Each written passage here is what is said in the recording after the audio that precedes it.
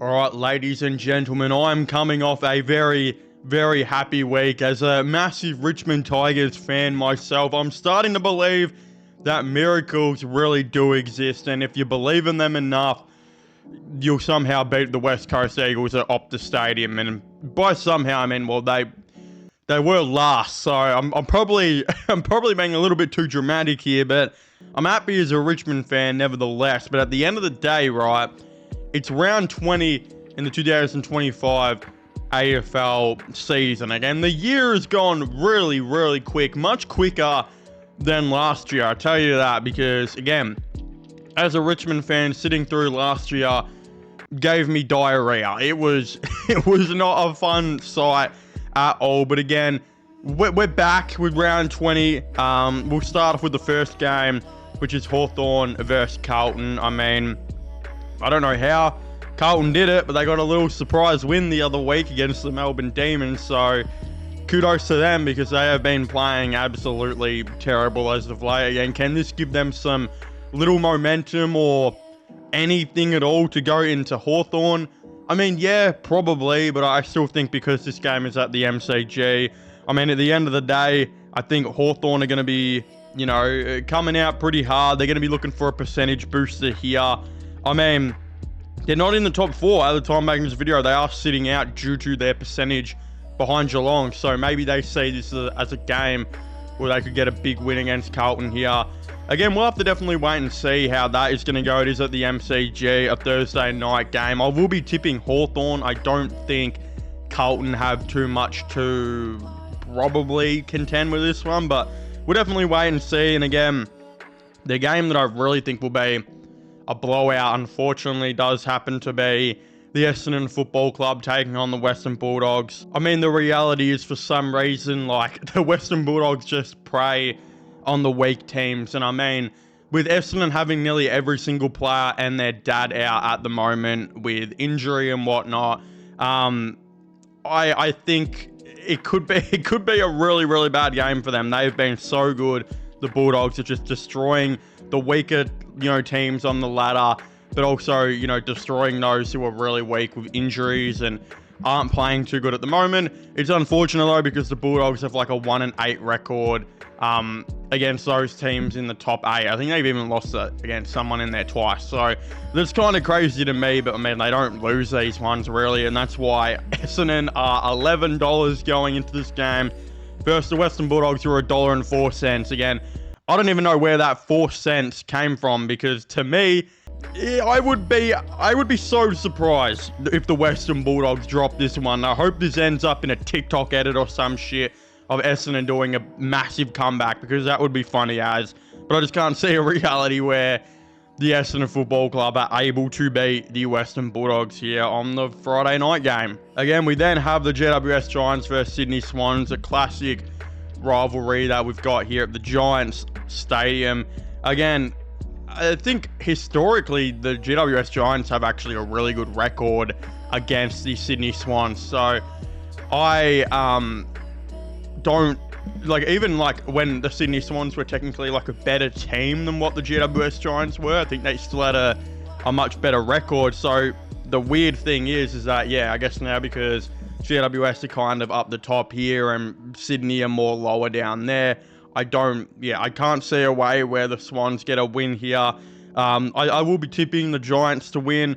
Again, we got a game though that should be an absolute cracker, man. It should be the best game of the round, really, and that just happened to be on Saturday. It's Gold Coast versus Brisbane. Now, Gold Coast are just coming off a really sour loss to the Adelaide Crows, but as Damien Hardwick said in his little press conference afterwards, every good team that he's been a part typically gets smashed one time before the year ends. So I wouldn't be surprised if this was that time for the Gold Coast Suns.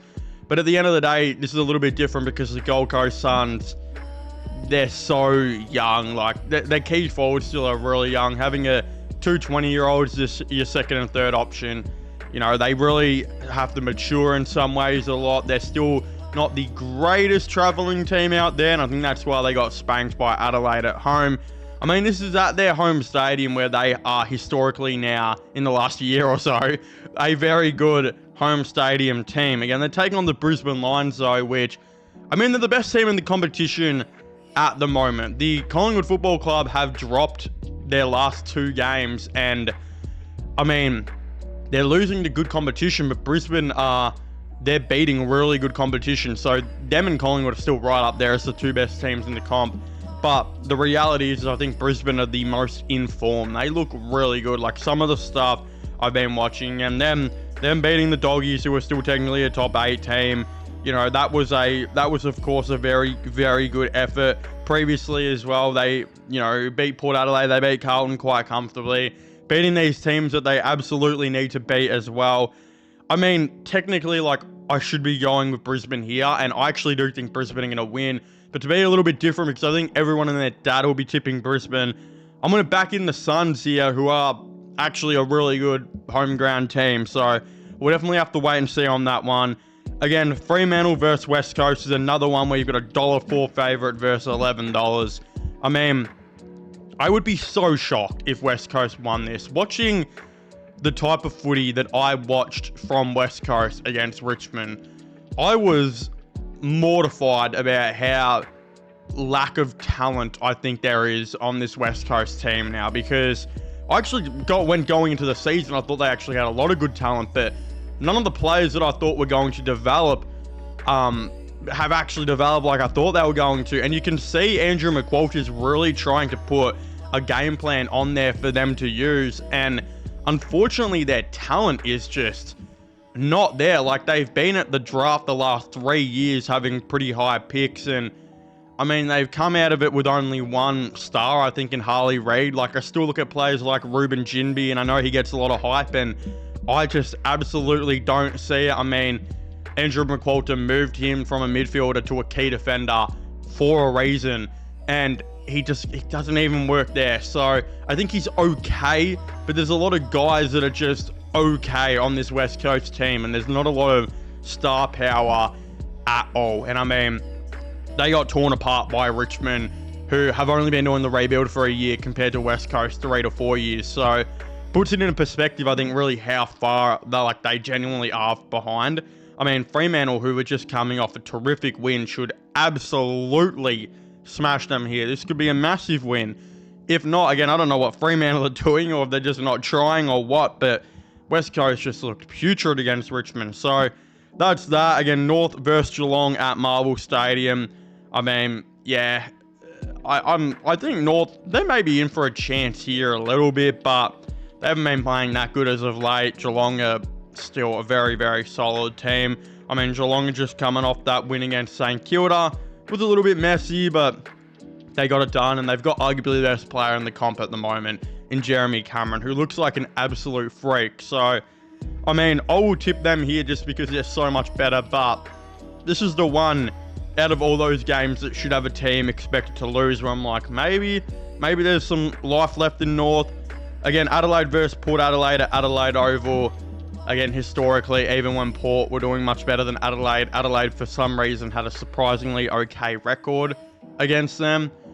And now that Adelaide are really, really good and Port Adelaide are not so good, I mean, I will be tipping Adelaide here, and they're coming off an outstanding win against Gold Coast, which I think not a whole lot of people expected them to absolutely dominate them like they did. And again, that first half performance was crazy. And again, I don't think a lot of people expected that at all. Again, we also got Richmond versus Collingwood. Richmond $9.30 favourites. I mean, watching Richmond against West Coast was insane. Like, you should be, I think realistically, the list manager, a recruiting manager, all of the above at Richmond are going to get the biggest applause, because watching Richmond's young talent compared to what we saw from West Coast was absolutely insane. Like, Jonty Fall looked like he's going to be an absolute star as a full forward. Luke Traynor didn't really do much, but Taj Houghton had some really good moments. Seth Campbell was quite frankly elite and one of the best players on the ground. I mean, Richmond just dominated top to bottom. I don't think, they'll have a lot of hype and they'll be very excited going into this, but Seth Campbell's injured right now, and he was one of the reasons they were really good against West Coast. His speed, and when they plugged him in the midfield, was absolutely insane. They're not going to be able to do that against Collingwood. He's not playing.